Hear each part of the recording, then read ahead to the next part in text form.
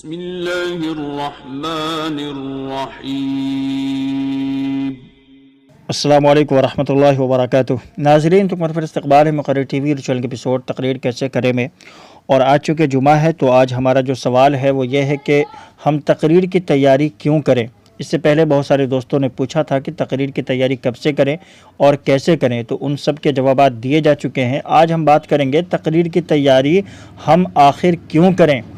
دیکھیں، تقریر کی تیاری ہم اس لیے کریں کہ ہم وہ خوش نصیب ہیں، یعنی مقررین، خطبہ، واعظین، علماء کرام وہ خوش نصیب حضرات ہیں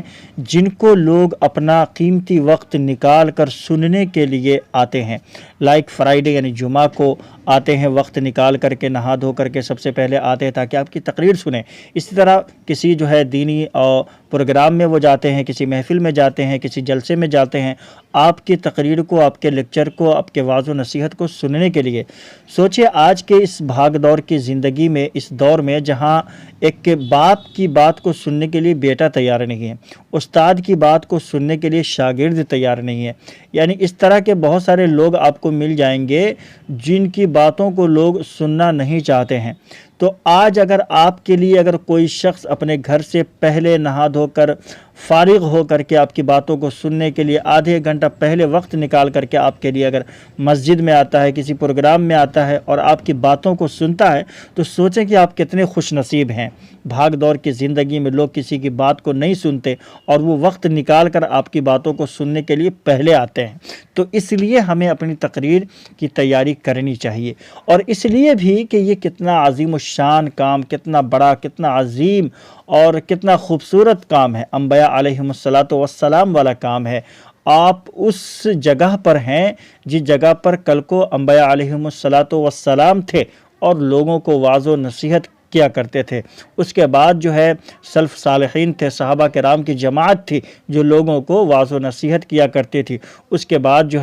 ہمارے علماء کرام، بزرگان دین، ائمہ کرام، یہ سب تھے جو بڑے لوگ تھے اور وہ لوگوں کو نصیحت کیا کرتے تھے، وعظ و نصیحت کیا کرتے تھے، ان کے سامنے لیکچر، خطبہ، درس وغیرہ دیا کرتے، ان کو لوگ سنا کرتے تھے۔ آج انہی کی جگہ پر آپ کھڑے ہیں، اس لیے آپ کی یہ ذمہ داری بھی ہے کہ آپ لوگوں کو جیسے تیسے تقریر، وعظ و نصیحت نہ کریں، بلکہ خوب محنت کر کے، خوب تیاری کر کے، ہفتہ روز کی محنت کے بعد ہر مسئلے کو دیکھ کر کے، ہر چیز کو کی دلیل کے ساتھ، ہر لوگوں کو سامنے رکھ کر کے، ہر ٹاپک پر کو کھنگال کر کے، ہر چیز کو دیکھ کر کے آپ لوگوں کے سامنے بھرپور تیاری کر کے لوگوں کے سامنے آپ وعظ و نصیحت کریں، تقریر کریں، لیکچر جو بھی دینا ہے۔ تو یہ ہماری ذمہ داریوں میں سے بھی ہے، چونکہ کل قیامت کے دن اس بات کا بھی حساب ہوگا کہ لوگ جب وقت نکال کر کے آپ کے پاس آتے تھے آپ کی باتوں کو سننے کے لیے، تو آپ انہیں کیا سنایا کرتے تھے، کیا وعظ و نصیحت کیا کرتے تھے؟ ایسے ہی جو من میں آیا بس بول دیا کرتے تھے، آدھے گھنٹے، ایک گھنٹے ٹائم پاس کے لیے۔ تو ٹائم پاس کے لیے آپ تقریر نہ کریں، تقریر اس لیے کریں کہ لوگ ہماری باتوں کو سن کر عمل پیرا ہو جائیں اور یہی ہمارے لیے نجات کا ذریعہ ہو جائے۔ یہ اگر سوچ کر کے کہ یہ ہماری ذمہ داری ہے اور ہماری خوش نصیبی ہے، یہ سوچ کر کے کہ لوگ اتنے آپ کے چاہنے والے ہیں، آپ سے محبت کرنے والے ہیں، آپ کی باتوں کو سننے والے ہیں کہ اپنا وقت نکال کر آپ کے پاس آتے ہیں، تو ہماری بھی ذمہ داری ہے کہ ان کو ایسے ہی جو من میں آیا ویسے ہی بک دیں اور جو من میں آیا ویسے ہی وعظ و نصیحت کر دیں بنا تیاری کیے ہوئے۔ تو یہ صحیح نہیں ہے، بلکہ ہم کو بھی چاہیے کہ ہم ان کے لیے تھوڑا سا وقت نکال کر ان کے لیے تیاری کریں، مواد تیار کریں، اسپیچ تیار کریں، اور اچھے